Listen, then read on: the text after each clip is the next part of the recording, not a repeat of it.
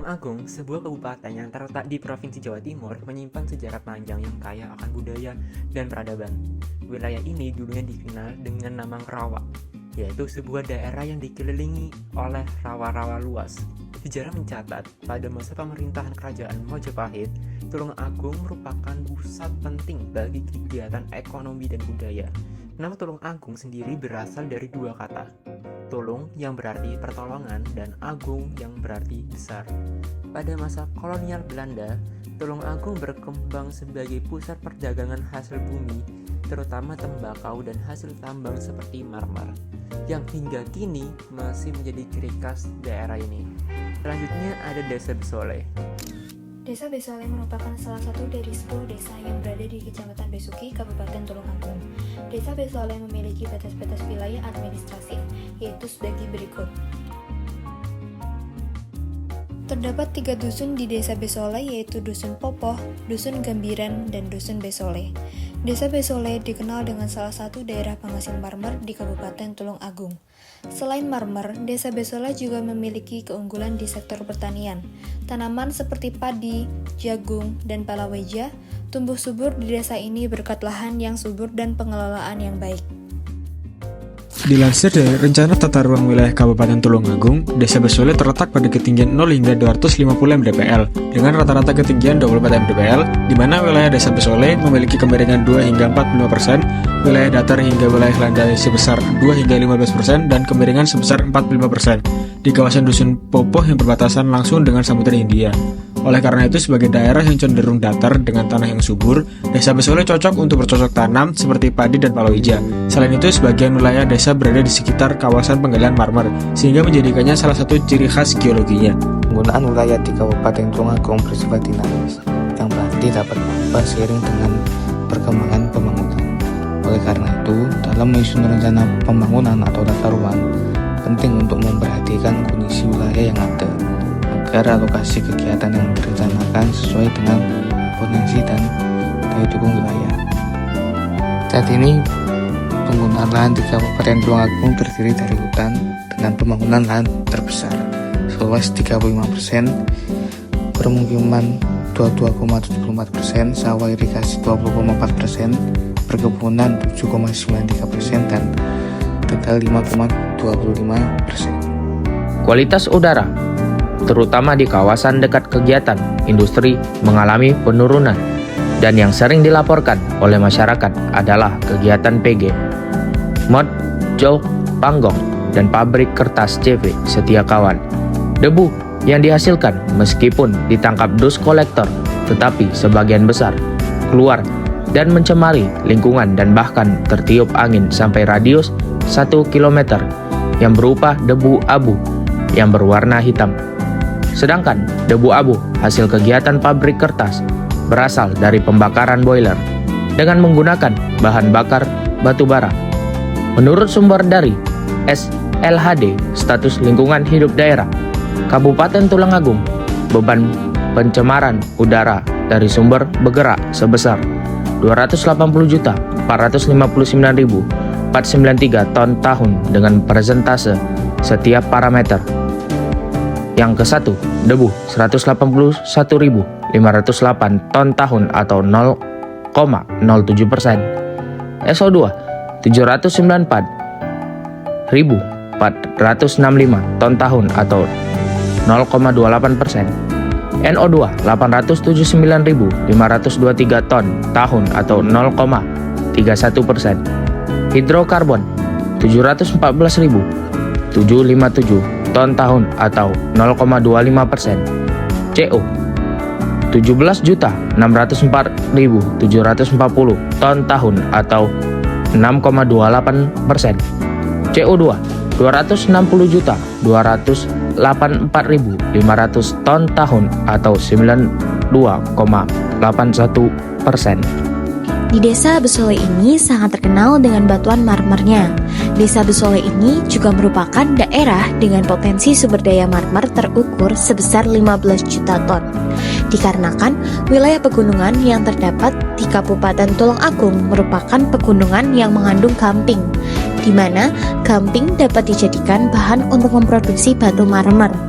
Dan untuk karakteristik marmer pada daerah Desa Besole yaitu berwarna putih kecoklatan dan memiliki struktur non-foliasi. Wilayah Tulungagung secara umum merupakan wilayah dengan iklim hujan tropis bermusim, yang mana wilayah seperti ini tergolong dalam tipe AW. Salah satu ciri tipe hujan ini yaitu kenaikan curah hujan terjadi pada bulan Oktober sampai dengan Mei, sedangkan pada bulan Mei sampai dengan Oktober mengalami musim kemarau. Curah hujan rata-rata tahunan berkisar antara 2.155 sampai dengan 3.292 mm. Wilayah Tulungagung memiliki kelembapan udara antara 74 sampai dengan 77% dengan suhu tertinggi yaitu 30 derajat Celcius dan suhu terendah yaitu 24 derajat Celcius. Desa Besole memiliki banyak sungai dan kali yang dipergunakan sebagai pengairan lahan pertanian yang terdapat di Desa Besole dan daerah sekitarnya. Banyaknya sungai dan kali dipengaruhi oleh kondisi bentang alam yang relatif datar. Selain itu, tekstur tanah di Desa Besole merupakan jenis tanah yang dapat menyimpan air, sehingga masyarakat Desa Besole memenuhi kebutuhan air sehari-hari dengan membuat sumur gali atau bor. Desa Besole juga memiliki banyak sungai kecil dan saluran irigasi seperti Sungai Niama, yang digunakan untuk mengairi lahan pertanian di desa dan wilayah sekitarnya. Sistem irigasi ini memungkinkan para petani untuk menanam padi, jagung, dan palawija sepanjang tahun termasuk di musim kemarau. Keberadaan Sungai Niama dan sungai lainnya di Desa Besole adalah aset penting yang mendukung keberlanjutan ekonomi dan kehidupan masyarakat. Dengan pengelolaan yang baik, sumber daya air ini tidak hanya terus menjadi penopang sektor pertanian, tetapi juga melindungi lingkungan dan menjamin ketersediaan air bersih untuk generasi mendatang. Desa Besole memiliki 4 pantai, Pantai Popoh, Pantai Coro, Pantai Sidem, dan Pantai Niama. Pantai Popoh merupakan tempat para nelayan dalam distribusi hasil perikanan dan juga pendaratan kapal. Berdasarkan hasil wawancara nelayan, penangkapan ikan paling banyak berada pada musim kemarau. Ini artinya pada musim hujan para nelayan cenderung untuk tidak melakukan penangkapan ikan atau memiliki jam yang lebih sedikit. Tangkapan ikan di Desa Besole didominasi oleh ikan teri dan juga ikan layang. Adapun juga ikan lainnya seperti ikan tongkol dan ikan salem. Berat tangkapannya sendiri bisa mencapai 20 hingga 30 ton. Biasanya ikan yang telah ditangkap ini akan didistribusikan ke Desa Besuki dan juga Desa Kebo Ireng. Bahkan hingga diekspor ke luar negeri seperti Singapura, Malaysia, dan juga Cina.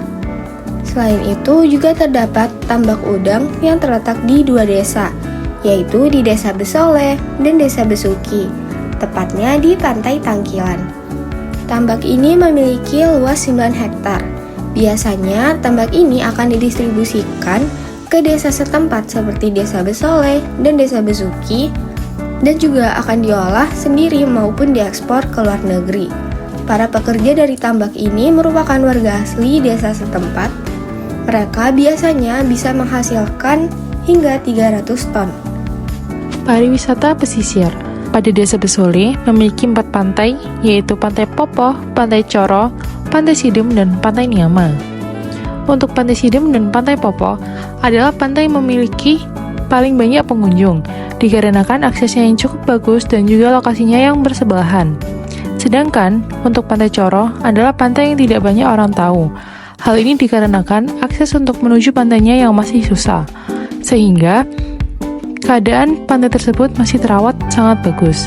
Untuk kendaraan mobil akan kesusahan untuk ke Pantai Coro sehingga tidak dianjurkan untuk menggunakan mobil. Selain itu, di Pantai Popoh banyak nelayan yang dapat menyediakan transportasi untuk melihat ekosistem laut menggunakan perahu. Selanjutnya ada ekosistem pesisir. Yang pertama mangrove.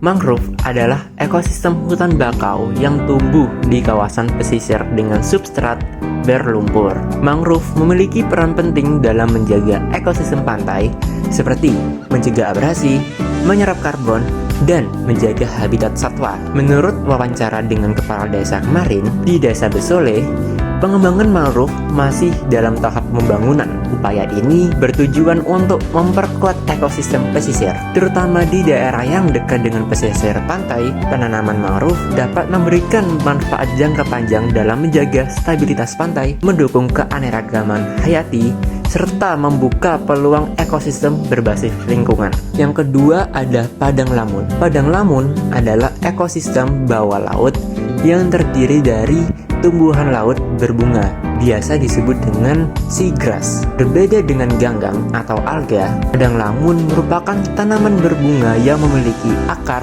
batang, dan juga daun. Fungsinya untuk meliputi stabilisasi sedimen laut. Habitat ini penting bagi makhluk hidup untuk memproduksi oksigen. Namun sayangnya, padang lamun tidak ditemukan di Desa Besole. Hal ini disebabkan oleh karakteristik dasar laut yang kurang mendukung pertumbuhan padang lamun atau minimnya kedalaman laut yang sesuai. Meskipun begitu, keberadaan ekosistem lain seperti mangrove dan terumbu karang tetap memberikan kontribusi terhadap kelestarian lingkungan laut. Ketiga ada terumbu karang.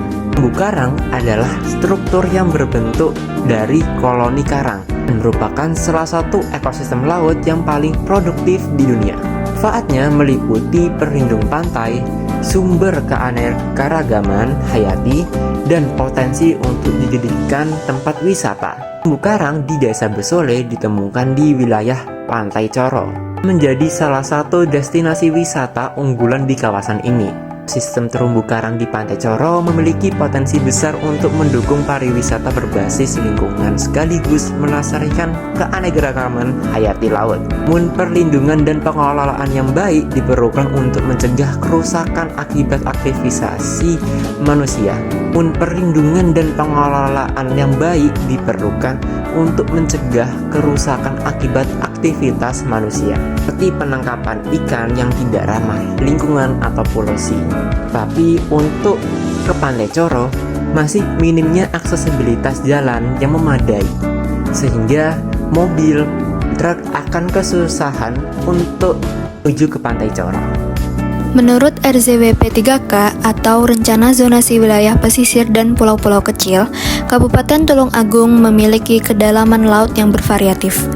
Untuk di Kecamatan Besuki, termasuk Desa Besuki dan Desa Besole di dalamnya, memiliki kedalaman laut yang cukup landai, sekitar 0-30 meter. Sedangkan pada wilayah laut terluar atau 12 mil dari pantai memiliki kedalaman sekitar 100-260 meter. Selanjutnya ada oceanografi pesisir. Yang pertama suhu. Berdasarkan RZWP 3K, suhu permukaan perairan selatan Kabupaten Tulung Agung berkisar antara 29,3 hingga 29,6 derajat Celcius. Dengan suhu permukaan laut cenderung tinggi, terjadi pada bulan Desember hingga bulan April. Selanjutnya ada kecerahan. Secara garis besar, menurut RZWP 3K, tingkat kecerahan pada perairan wilayah Provinsi Jawa Timur rata-rata adalah sebesar 1 hingga 28 meter kedalamannya. Di Kabupaten Tulung Agung sendiri, memiliki rata-rata kecerahan perairan pesisir selatan yaitu hingga 19,5 meter, yang artinya Kabupaten Tulung Agung memiliki kawasan budidaya kerapu dan mutiara. Yang ketiga ada klorofil. Menurut RZWP 3K, klorofil di perairan Jawa Timur berada pada klasifikasi cukup tinggi. Di Kabupaten Tulung Agung sendiri, sebaran klorofil di perairan selatan berada pada klasifikasi tinggi pada bulan Agustus hingga November, yaitu 11,5 mg per meter kubik. Selanjutnya ada oksigen terlarut. Berdasarkan RZWP 3K, Kabupaten Tulung Agung memiliki konsentrasi oksigen terlarut antara 10 hingga 10,5 mg per liternya. Dengan memiliki kandungan oksigen terlarut sebesar itu, mendukung proses reproduksi dan pertumbuhan ikan dengan baik, yakni ikan memiliki standar minimal 5 mg per liternya. Selanjutnya ada salinitas. Menurut RZWP 3K, rata-rata salinitas Provinsi Jawa Timur sebesar 24% hingga 35%. Pada Kabupaten Tulung Agung sendiri berkisar antara 34% promil sampai dengan 35% promil.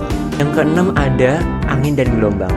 Gelombang laut di pesisir Tulung Agung dominan besar dikarenakan angin dari Australia yang disebut angin muson barat ini menyebabkan perubahan dalam kekuatan dan arah gelombang, sehingga meningkatkan tinggi gelombang di perairan Tulungagung. Kombinasi antara angin timur tenggara yang dominan sepanjang tahun dan angin muson barat saat musim peralihan menghasilkan gelombang laut yang cukup besar di pesisir daerah ini. Ketujuh ada pH. Menurut RZBP 3K, derajat keasaman perairan rata-rata Tulungagung adalah 8,5, yang menunjukkan bahwa perairan di wilayah ini cenderung bersifat basah. Secara keseluruhan, pH perairan yang berada pada kisaran ini mendukung keberlangsungan hidup berbagai ekosistem laut, sama biota laut seperti ikan dan terumbu karang, yang memerlukan kondisi pH yang stabil untuk berkembang biak dengan baik.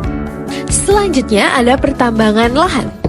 Desa Besole memiliki sumber daya marmer terkenal yang salah satunya dikelola oleh BMI atau Bukit Marmer Industri. Marmer menjadi primadona bahan tambang di Kabupaten Tulungagung dan telah dikembangkan lebih maju dibandingkan jenis bahan tambang lainnya, terutama dalam industri kerajinan. Keunggulan marmer ini bahkan berhasil menembus pasar internasional dan menjadikannya salah satu komoditas unggulan yang memperkuat perekonomian daerah. Selain itu, desa ini memiliki sekitar 148 unit yang menghasilkan produksi marmer mencapai 2.250 ton atau sekitar 285.000 buah setiap tahunnya. Namun, untuk jumlah hasil galian tambang yang diperoleh itu tidak menentu dikarenakan menyesuaikan dengan kondisinya juga. Dengan jumlah usaha yang signifikan ini, Marmer Besole semakin dikenal dan berkembang pesat, mendominasi industri kerajinan di Kabupaten Tulungagung dan memperluas jangkauan pasar internasional. Demikian gambaran kondisi lingkungan di Desa Besole yang mencakup keindahan daratan dengan hamparan sawah dan perbukitan hingga pesisir dengan pantai-pantai yang memukau. Desa Besole ini menunjukkan kekayaan alam dan budaya yang luar biasa, sekaligus mengingatkan kita akan pentingnya menjaga keseimbangan antara pembangunan dan kelestarian lingkungan. Sebagai generasi yang peduli, mari bersama-sama melestarikan keindahan alam dan kearifan lokal yang menjadi ciri khas Desa Besole. Dengan menjaga lingkungan, kita tidak hanya melindungi masa depan desa, tetapi juga memberikan warisan berharga bagi generasi mendatang. Semoga video ini memberikan wawasan dan inspirasi untuk lebih peduli terhadap lingkungan sekitar. Terima kasih telah menyaksikan dan sampai jumpa di kesempatan selanjutnya. Perkenalkan, nama saya Angelina Oktamia Putih Narwi dengan 4 digit NRP terakhir 1051. Perkenalkan, nama saya Sevilla Destia Putri dengan 4 digit NRP terakhir 1052. Perkenalkan, nama saya Suraya Taula Nazifa dengan NRP 1054. Perkenalkan, nama saya Lianova Salsabila dengan 4 digit NRP terakhir 1057. Perkenalkan, nama saya Nabian Ramadan dengan 4 NRP terakhir 1059. Perkenalkan, nama saya Abrizal Dava dengan 4 digit NRP terakhir 1064. Perkenalkan, nama saya Rafaelino Kevin dengan 4 digit NRP terakhir 1135. Perkenalkan, nama saya Marsala Amanda Putribo dengan NRP terakhir 1139. Perkenalkan, nama saya Hanania Razita Azhara dengan 4 digit NRP terakhir 1145. Perkenalkan, nama saya Gazida Faresanda dengan 4 digit NRP terakhir 1150.